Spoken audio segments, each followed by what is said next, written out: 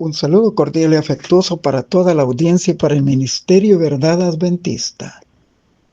Agradecemos a Dios por el estudio del trimestre de cómo estudiar la profecía bíblica y la lección número 3 programada para el sábado 19 de abril, imágenes tomadas del matrimonio. Y él me dijo, escribe, bienaventurados los llamados a la cena de la boda del Cordero. Además me dijo, estas palabras son verdaderas de Dios. Apocalipsis 19:9. La Biblia presenta el matrimonio como una institución divina y es entre un hombre y una mujer. Al unir en el Edén a Adán y a Eva, Génesis 2:24, les dio el privilegio de procrear. Así que el matrimonio es la base fundamental de lo que es la familia y la sociedad humana.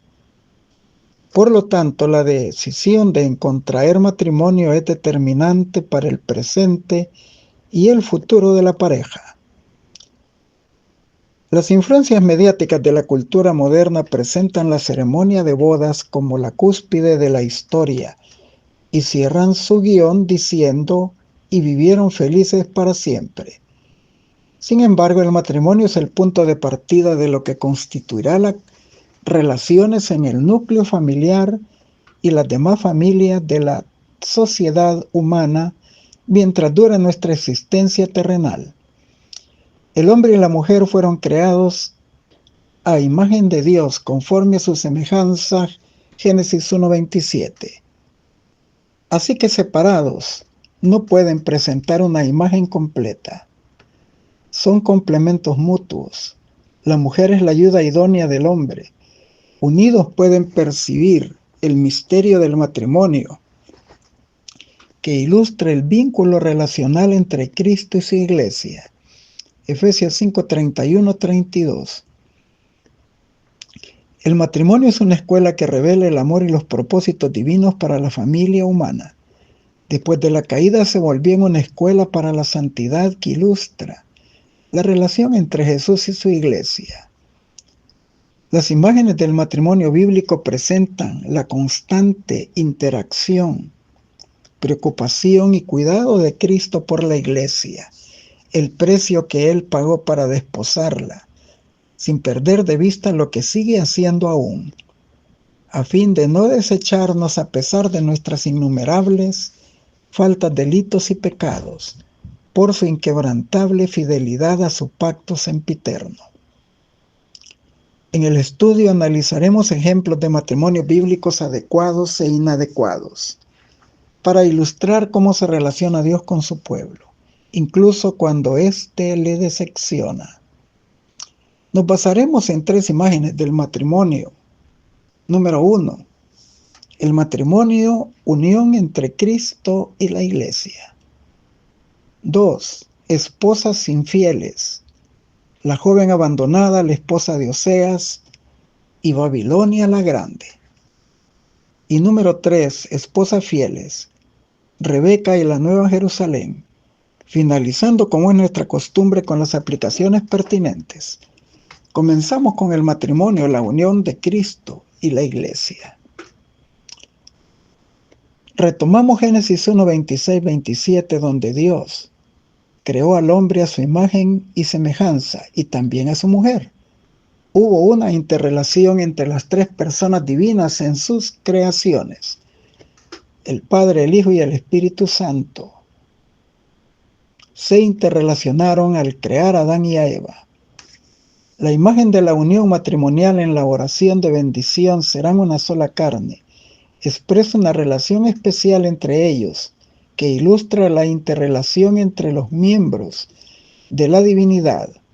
Pero no debemos de pensar que esto incluye aspectos de sexualidad entre las 3 personas divinas, sino más bien constituyen una relación perfecta y completa entre ellos, y que también Pablo utilizó para ilustrar la relación especial entre Cristo y la iglesia. Las palabras que expresara Adán acerca de su esposa Eva son significativas. En Génesis 2:23-25, Ella es hueso de mi hueso y carne de mi carne. Así que la expresión serán una sola carne va más allá de una unión sexual. Pablo retoma algunas de estas palabras mencionadas por Adán en su comparación de Efesios 5:29 al 32, para referirse a la íntima unión entre Cristo y la iglesia. Y dice, Cristo no aborrece a la iglesia porque ella es su propio cuerpo. Nadie aborreció su propio cuerpo, sino que lo cuida, lo sustenta, no lo destruye. Y luego aplica este aspecto recalcando que nosotros, como pueblo de Dios, somos miembros de su cuerpo, de su carne y de sus huesos. El vínculo especial de amor, respeto, consideración y solidaridad de Cristo por su iglesia, y que Pablo considera un misterio. En el capítulo 2, versículos 1 al 11 del Evangelio de Juan se registra que Cristo estuvo presente en las bodas de Caná de Galilea, donde hizo su primer milagro. No solo aprobó la santidad del matrimonio que él instituyera en el Edén con su presencia, sino que con su milagro ilustró el plan de salvación que era su misión terrenal en favor del mundo y especialmente de su iglesia. Él transformó el agua en vino. El agua apuntaba hacia el bautismo de arrepentimiento por inmersión. Allí el hombre une su destino a Jesús al morir al pecado y al salir del agua, simbolizando una resurrección para un nuevo nacimiento, una vida nueva. Romanos 6 del 1 al 3. Esa es una transformación de vida. El agua se transforma en vino por un milagro de Cristo, y el vino, jugo de uva, sin fermento, se convierte, dentro de la ceremonia de comunión, un recuerdo del nuevo pacto en la sangre de Cristo para remisión de nuestros pecados. En esta tipología mencionada, entre el agua y el vino, existe un vínculo entre las bodas de Caná de Galilea, a través del matrimonio, y el servicio de comunión que Cristo instituyera como memorial de su muerte hasta su segunda venida en gloria, y con las bodas del Cordero, cuando se consumará el plan de la salvación y Jesús vuelva a tomar del jugo de la vid como lo prometió, junto con su pueblo en el reino de su Padre.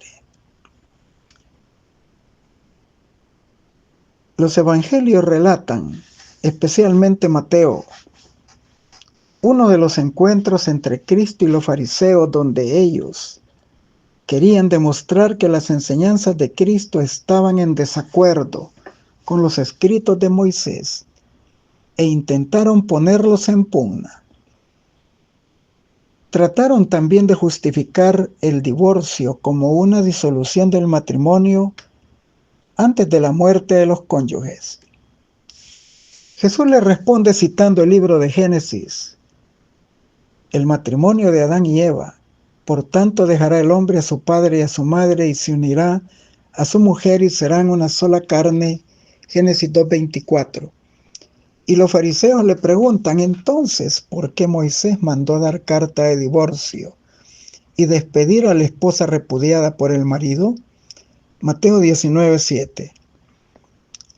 Pero Jesús respondió clara y contundentemente que fue por la dureza del corazón de ellos. Por eso Moisés permitió el divorcio, pero en el principio no fue así. Por tanto, lo que Dios unió no lo separa el hombre. Mateo 19 del 4 al 8. Jesús honró el matrimonio fiel como un vínculo para toda la vida, ideal y establecido por Dios para toda la raza humana. Satanás es quien ha pretendido desde la caída atacar la institución del matrimonio a fin de destruir la sociedad humana. En el misterio que Pablo usa para ilustrar la relación entre Cristo y la iglesia, el matrimonio, hay lecciones importantes que deben considerarse entre las parejas casadas.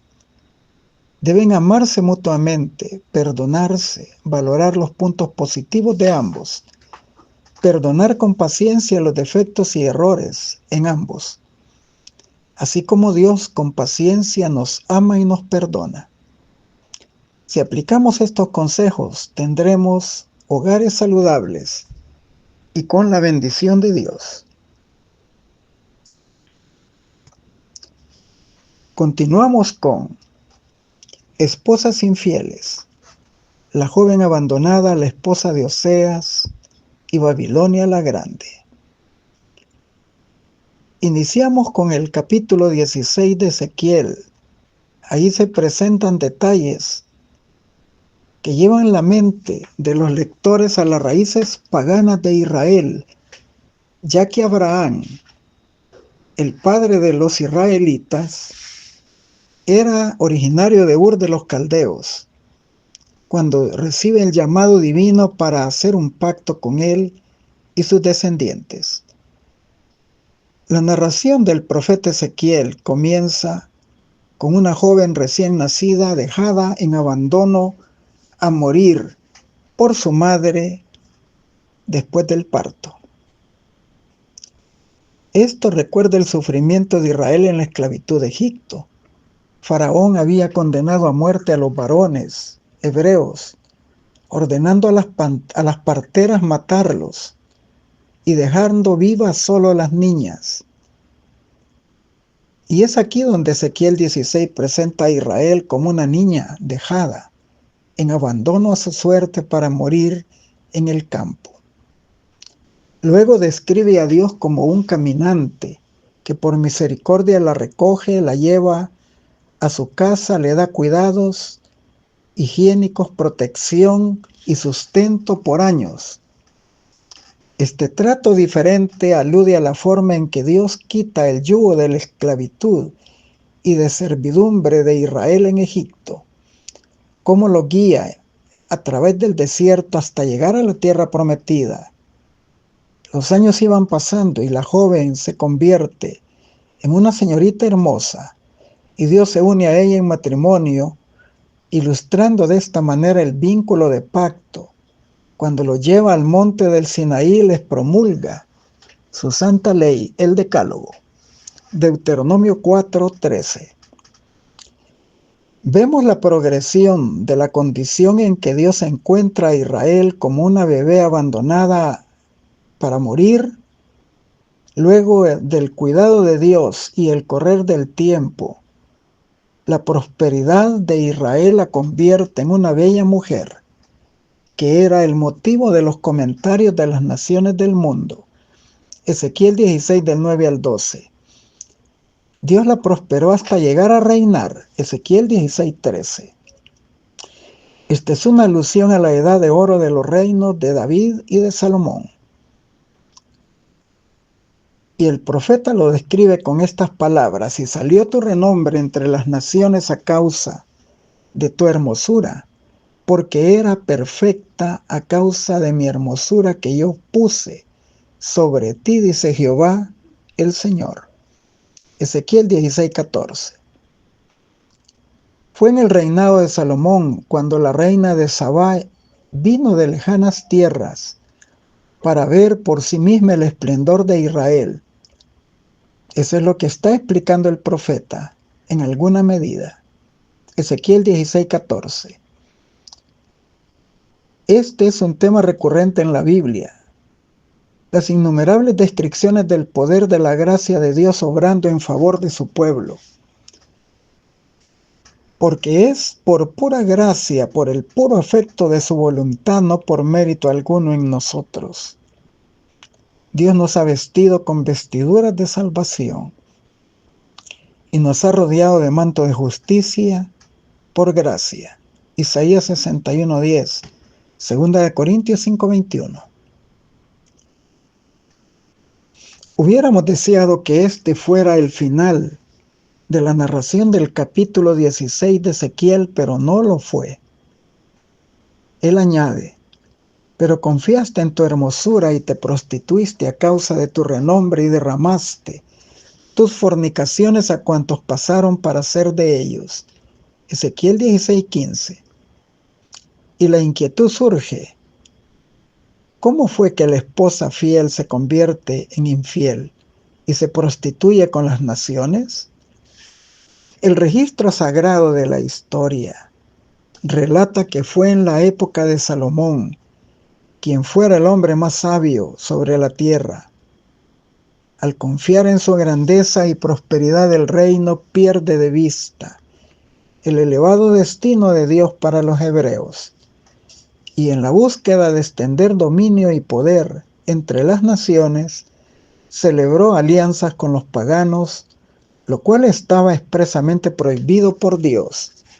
Deuteronomio 7:2, Jueces 2:2, Éxodo 34:15, 16, Levítico 17:7, Deuteronomio 31:16, Jueces 2:17, etc. Su pacto con el rey de Egipto se selló con la boda con la hija del faraón, e hizo acuerdos similares con otros pueblos. La multitud de sus esposas le doblegaron ante la idolatría, y él y su reino adoraron dioses ajenos. Todo esto propició su caída, y podemos concluir que los enormes tributos que él impusiera a sus súbditos se convirtieron en el pretexto para una revuelta y la división de las 10 tribus del norte. Las repetidas rupturas del pacto de Dios, Oseas 6:7, y apostasías recurrentes, los llevaron al cautiverio a las 10 tribus del norte por los asirios y al reino de Judá por Babilonia. Finalmente, la copa de la iniquidad de Israel rebalsó cuando rechazaron a Cristo como su Mesías Redentor y su Evangelio. Esto los descalificó como pueblo elegido. El pecado y la apostasía recurrentes de Israel y Judá los echaron a perder en su experiencia espiritual porque deshonraron a Dios y violaron su ley. La paciencia de Dios llegó a su límite y cosecharon los resultados de sus propias elecciones y acciones, hasta que ya no hubo remedio para ellos. La situación se agravó. Dios ahora presenta una imagen diferente, más directa, de su relación con su pueblo. En el libro de Oseas, capítulo 3, verso 1. Me dijo otra vez Jehová: ve, ama a una mujer amada de su compañero, aunque adúltera, como el amor de Jehová para los hijos de Israel, los cuales miran a dioses ajenos. La Biblia resalta la fidelidad inquebrantable de Dios a su pacto. Deuteronomio 7:9. Su pacto es con los que guardan sus mandamientos por 1000 generaciones. Dios esperaba de ellos una respuesta de amor en el respeto a su pacto. El amor de Dios implica mucho más que un amor sentimental. Este concepto hebreo de amor expresa la intención de Dios de vivir con ellos para siempre. Deuteronomio 6 del 5 al 9, Éxodo 26. Ahora Dios reveló a Israel el profundo problema del adulterio, cuando pide a Oseas ser una profecía viviente, casarse con una prostituta profesional y engendrar hijos de prostitución con ella, para ilustrar la forma clara acerca del dolor que le causa el pecado de su pueblo, la idolatría con los dioses de las naciones. El simbolismo conyugal en la experiencia de Oseas se refiere a una condición espiritual como a una realidad histórica. Era un escenario real y literal de adulterio matrimonial y la violación espiritual del pacto sempiterno por el pueblo, al adorar a dioses paganos. Oseas 3:1. El pueblo, al ver a Oseas casado con una ramera profesional, inmediatamente identifica a la ramera con el pueblo con el cual Dios se había vinculado con pacto, ellos mismos. La historia relata que Gomer abandona a Oseas y a sus hijos y se va a vivir con sus amantes, y acaba siendo vendida como esclava al mejor postor. Oseas se sacrifica para comprarla de nuevo y devolverla de nuevo a casa. Así se ilustra, desde la caída de Adán en adelante, los dolorosos resultados del pecado en la humanidad muerta en delitos,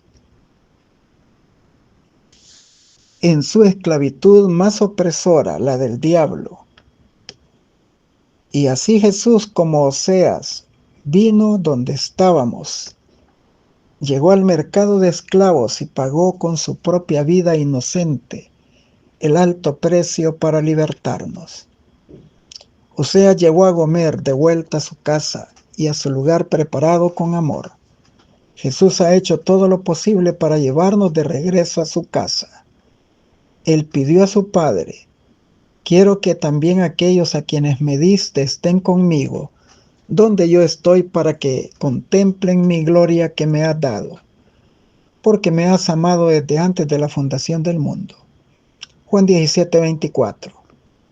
Jesús anhela el momento en que presentará ante el universo no caído a su iglesia, tal como dice Efesios 5:27, gloriosa, pura, santa, limpia, sin mancha y sin arruga.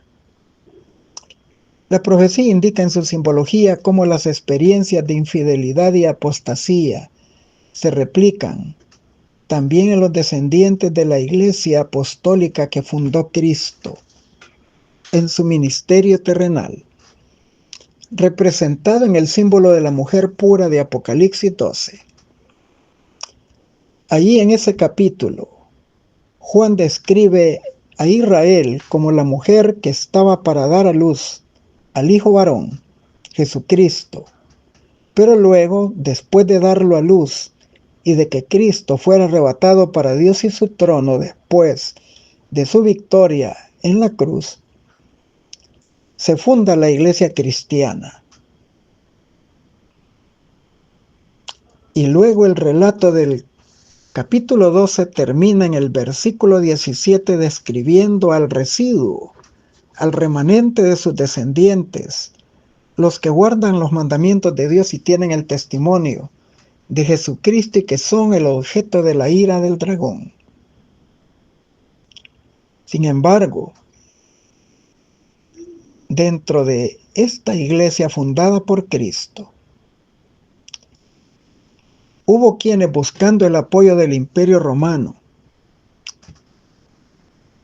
llegaron al grado de volverse la religión oficial del imperio, sacrificando la pureza del Evangelio y dando a luz al sistema del papado romano, que se corrompió moral, política y espiritualmente. Aquí a la descripción cambia a la de otra mujer en Apocalipsis 17, 1 y 2. Y dice: vino uno de los 7 ángeles que tenían las 7 copas y habló conmigo diciéndome: ven acá y te mostraré la sentencia contra la gran ramera, que está sentada sobre muchas aguas, con la cual han fornicado los reyes de la tierra, y los mercaderes de la tierra se han embriagado con el vino de su fornicación.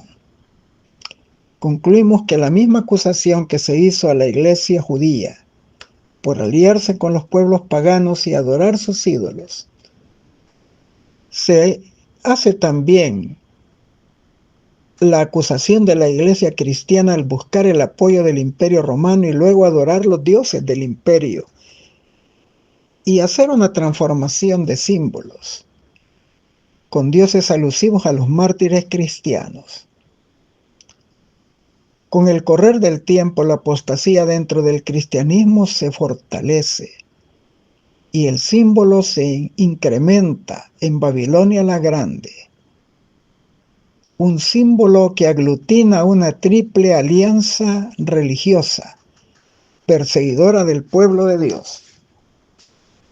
En Apocalipsis 16:13, sus integrantes son el dragón, el paganismo y el secularismo, la bestia, el papado romano, y el protestantismo apóstata, el falso profeta.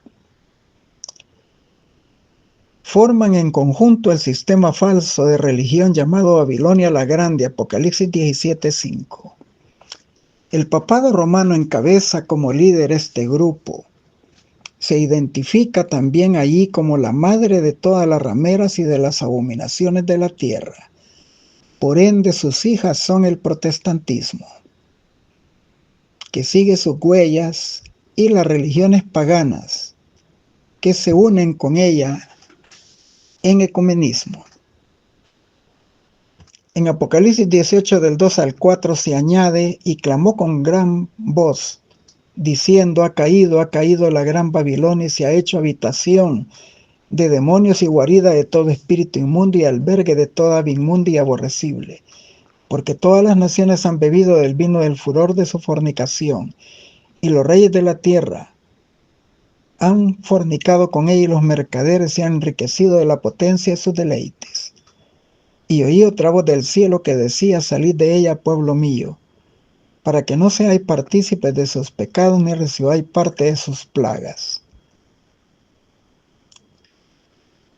La alianza ilícita entre la Iglesia y el Estado es la que dio origen al papado romano, dentro de la élite cristiana. Jesús habló en Mateo 22:21: dad al César lo que es de César, y a Dios lo que es de Dios. Él reconoció los roles legítimos en sus esferas correspondientes del Estado y de la Iglesia, pero no aprobó su unión. Por eso esto es un adulterio espiritual. Y así como sucede con la disolución del vínculo matrimonial por la infidelidad de los cónyuges, mediante el divorcio, que cobra una dolorosa factura afectando a los hijos, también la ruptura del pacto de Dios por el pecado deliberado, manifestado en el abandono de los principios cristianos y el abrazar al mundo, y darle la lealtad que Dios se merece a los ídolos, que han ido desterrando al Dios verdadero de nuestros corazones, rechazando toda impresión que el Espíritu Santo hace posible para invitarnos al arrepentimiento. Se llegará a una situación tal de dureza de corazón que ya no habrá punto de retorno. Y la supuesta libertad que tanto anhela la carne es una inevitable esclavitud, de la cual ya no se podrá escapar, y solo resta esperar el momento final donde se cosecharán eternamente los resultados de lo que sembramos. La profecía anuncia el juicio contra Babilonia la Grande en el capítulo 17. El mensaje del tercer ángel anuncia su caída total y definitiva, así como su eterna destrucción por el fuego eterno. Apocalipsis 14, del 9 al 11. Allí mismo será la destrucción de Satanás y sus huestes infernales de maldad, y también la de los pecadores que se unen en su rebelión contra Dios. No quedará de ellos ni raíz ni rama. Malaquías 4:1.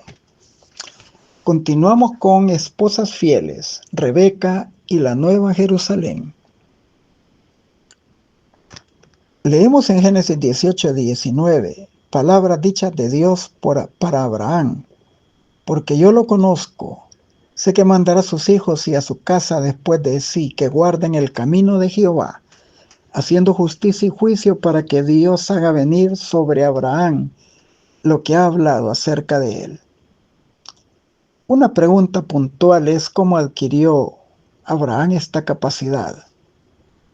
A través de duras experiencias, de malas decisiones del pasado, cuando él y Sara envejecían y no veían el cumplimiento del nacimiento del hijo de la promesa, Isaac, y usaron la poligamia que era aceptada en la época antigua.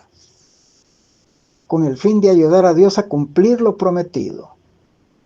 Sara entrega a su sierva Agar como esposa secundaria y nació Ismael. Las dificultades se hicieron sentir y dejaron huella a través del tiempo en el conflicto árabe-israelí.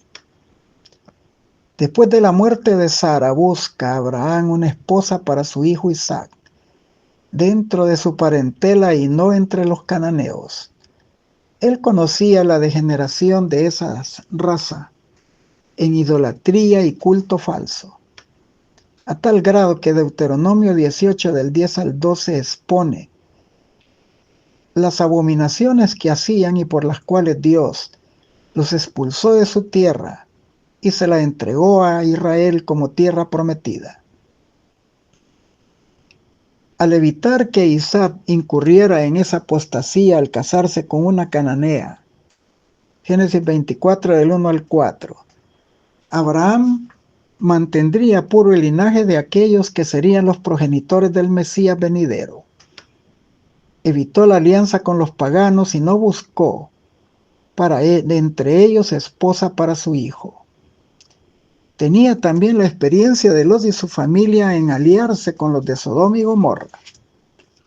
Todos estos detalles son importantes para el cumplimiento del plan de redención y las profecías mesiánicas.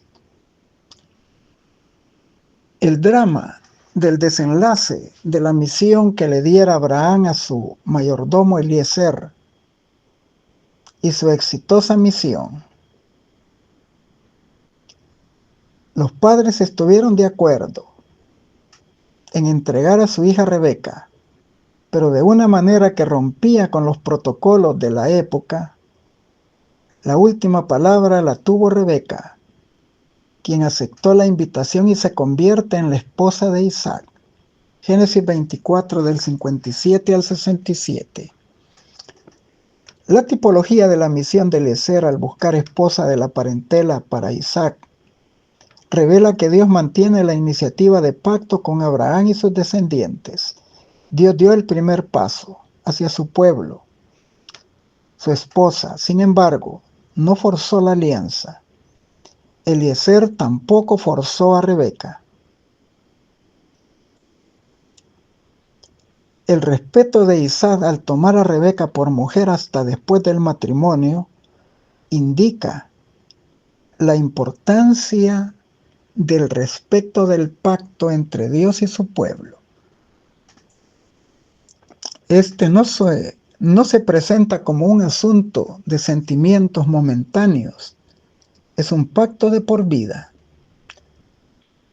Debemos de agradecerle a Dios porque a pesar de que la imagen de Dios en nosotros se ha oscurecido a causa del pecado y que nuestras decisiones equivocadas han agravado nuestra condición caída, la gracia del Señor ha sido más que sobreabundante.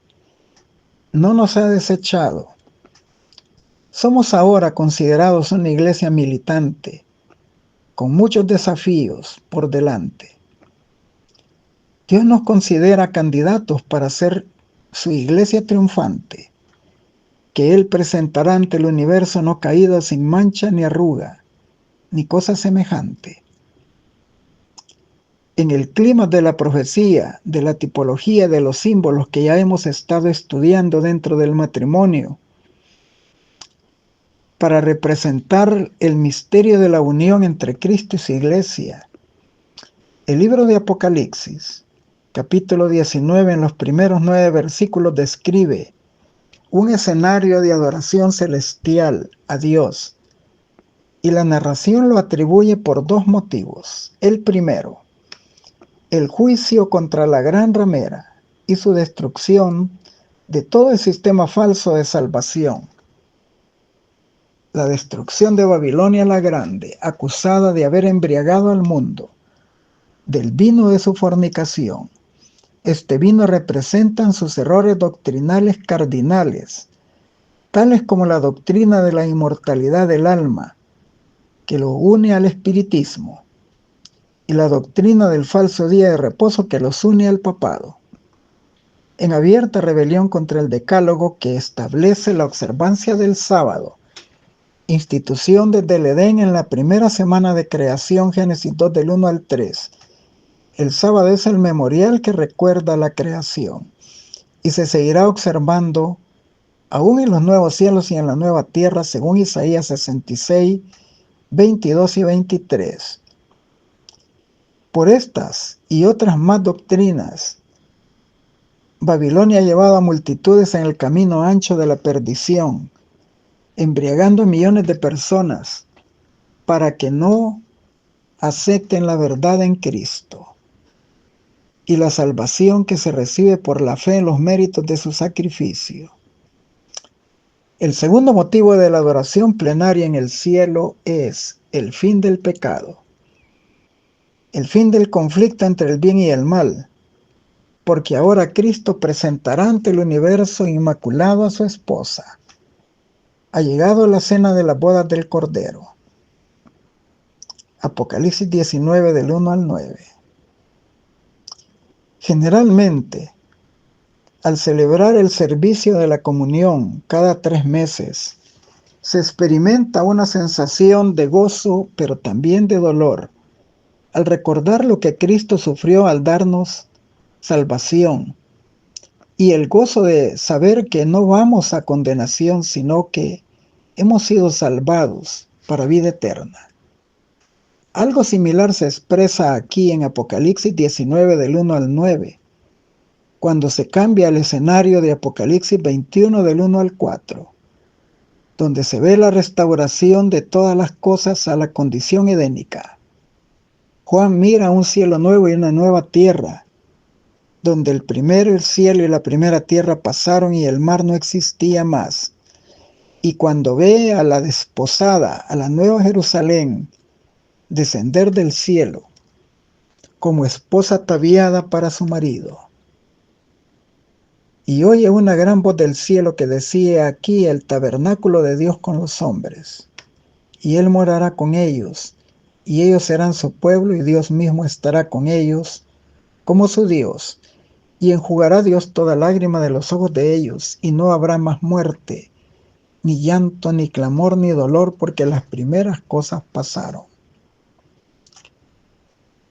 Dios enjuga la lágrima de sus ojos, porque la separación de sus seres amados, que despreciaron la salvación y siguieron al diablo en su rebelión y pecado contra Dios, es eterna.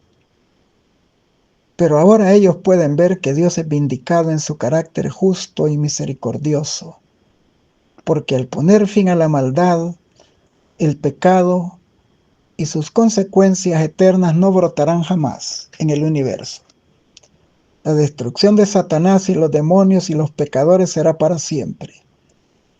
Los redimidos celebrarán la restauración de todas las cosas anunciadas por los santos profetas de antaño. Verán sus condiciones edénicas, y nada ni nadie los apartará del amor de Cristo. Nadie deseará que se repita el drama desolador de la separación de Dios, causada por el pecado.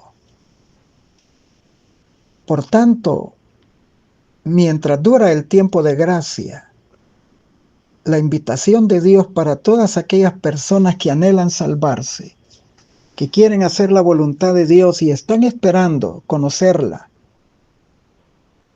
y abandonar y romper con todo nexo con Babilonia la Grande. El Señor les hace el llamado de Apocalipsis 18:4. Salid de ella, pueblo mío, para que no seáis partícipe de sus pecados ni recibáis parte de sus plagas. El Señor quiere que cada uno de nosotros formemos parte de ese conglomerado de redimidos que estarán haciendo esta proclama en el cielo y adorando al Eterno por todos los siglos. Juntos, los redimidos recordarán el significado profundo de las palabras de Primera de Pedro 1, 18 y 19, que dice: sabiendo que fuiste rescatados de vuestra vana manera de vivir, no con cosas corruptibles como el oro y la plata, sino con la sangre preciosa de Cristo, como la de un cordero sin mancha y sin contaminación, ya destinado desde antes de la fundación del mundo. Juntos proclamarán los redimidos en el cielo: digno, digno es el Cordero. La salvación pertenece al Señor. Finalizamos con las aplicaciones pertinentes. Tanto en el Antiguo Testamento como en el Nuevo, la relación matrimonial se emplea para representar la unidad tierna y sagrada entre Cristo y su pueblo. El deseo de toda la gente, 125. En la Biblia, el carácter sagrado y permanente de la relación que existe entre Cristo y su iglesia está representado por la unión del matrimonio. El Señor se ha unido con su pueblo en alianza solemne, prometiendo ser su Dios, y su pueblo comprometiéndose a ser suyo y solo suyo. La infidelidad a Cristo, de que la iglesia se hizo culpable al dejar enfriar la confianza y el amor que a Él le unieran, y al permitir el apego de las cosas mundanas, llenaron su alma, es comparado a la violación del voto matrimonial. En el Nuevo Testamento se hace uso de lenguaje muy parecido para los cristianos profesos que buscan la amistad del mundo. El apóstol Santiago dice: almas adúlteras, ¿no sabéis que la amistad del mundo es enemistad contra Dios? Aquel pues que quiere ser amigo del mundo se hace enemigo de Dios. Santiago 4:4, conflicto de los siglos, 379. Esta es una prueba de que Dios se resiste a abandonar a su pueblo, y para que Israel no descuidara tanto sus reprobaciones y sus advertencias hasta el punto de olvidarse de ellas, demoró su juicio sobre su pueblo y le dio un registro completo de su desobediencia y sus graves pecados, así como de los juicios que había declarado como consecuencias de sus transgresiones desde los días del rey Josías hasta aquel tiempo. De ese modo los israelitas tendrían una nueva oportunidad para ver su maldad y arrepentirse.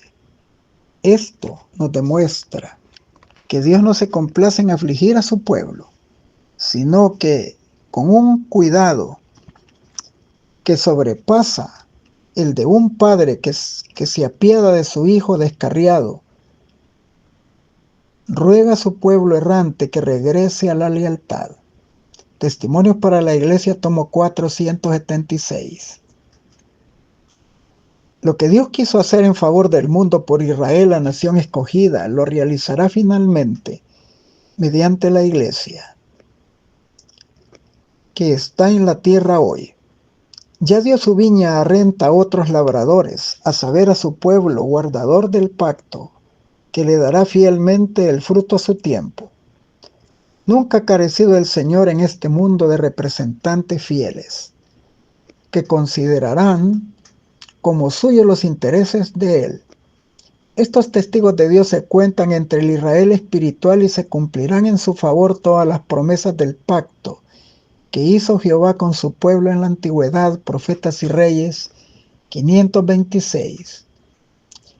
En un lenguaje simbólico, Oseas presentó a las 10 tribus el plan que Dios tenía para volver a otorgar a toda alma penitente que se uniese con su iglesia en la tierra las bendiciones concedidas a Israel en los tiempos cuando éste le era fiel en la tierra prometida. En los últimos días de la historia de esta tierra debe renovarse el pacto de Dios con su pueblo que guarda sus mandamientos. Profetas y Reyes 223-224. En el día del juicio final, cada alma perdida comprenderá la naturaleza de su propio rechazo de la verdad. Se presentará la cruz, y toda mente que fue cegada por la transgresión la verá en su verdadero significado. Ante la visión del Calvario con su víctima, los pecadores quedarán condenados. Toda excusa mentirosa quedará anulada. La apostasía humana aparecerá en su odioso carácter. Los hombres verán lo que su elección hizo. Toda cuestión de verdad y error en la larga controversia quedará aclarada entonces. A juicio del universo, Dios quedará libre de toda culpa por la existencia o continuación del mal. Se demostrará que los decretos divinos no son accesorios al pecado. No había defecto en el gobierno divino, ni causa de desafecto. Cuando los pensamientos de todos los corazones sean revelados, tanto los leales como los rebeldes se unirán al declarar justos y verdaderos son tus caminos, Rey de los santos. El deseado de toda la gente es página 40. Dios tiene una iglesia en la tierra que es su pueblo escogido que guarda sus mandamientos. Aunque existen males en la iglesia y lo sabrá hasta el fin del mundo, la iglesia ha de ser en estos postreros días luz para un mundo que está contaminado y corrompido por el pecado. La iglesia debilitada y deficiente que necesita ser reprendida, amonestada y aconsejada es el único objeto de la tierra al cual Cristo concede su consideración suprema. El mundo es un taller en el cual, por la cooperación de los agentes humanos y divinos, Jesús hace experimentos por su gracia y misericordia en los corazones humanos. Dios tiene un pueblo distinto, una iglesia en la tierra que no es inferior a otro, sino superior a todos en su carácter de enseñar la verdad y vindicar la ley de Dios. Dios tiene agentes asignados divinamente, hombres a quienes ha guiado y han soportado el calor y la carga del día, y que están cooperando con los instrumentos celestiales en hacer progresar el reino de Dios en este mundo. Únanse todos con estos agentes escogidos y sean hallados al fin entre aquellos que tienen la paciencia de los santos, que guardan los mandamientos de Dios y tienen la fe de Jesús. Consejos para la Iglesia 432-433. En un sentido muy especial, los adventistas del séptimo día han sido colocados en el mundo como centinelas y transmisores de luz. A ellos les ha sido confiada la tarea de dirigir la última amonestación a un mundo que perece. La palabra de Dios proyecta sobre ellos una luz maravillosa. Una obra de la mayor importancia les ha sido confiada, la de proclamar los mensajes del primero, del segundo y del tercer ángeles. Ninguna otra obra puede compararse con esta, y nada debe de desviar nuestra atención de ella. El Evangelismo, página 92. El solemne y sagrado mensaje de amonestación debe de proclamarse en los campos más difíciles y en las ciudades más pecaminosas, en todo lugar donde no haya brillado todavía la luz del gran triple mensaje. Cada uno ha de oír la última invitación a la cena de las bodas del Cordero. Países largo tiempo cerrados a la predicación del Evangelio abren sus puertas y ruegan que se les explique la palabra de Dios. Reyes y príncipes abren sus puertas por mucho tiempo cerradas e invitan a los heraldos de la cruz a entrar.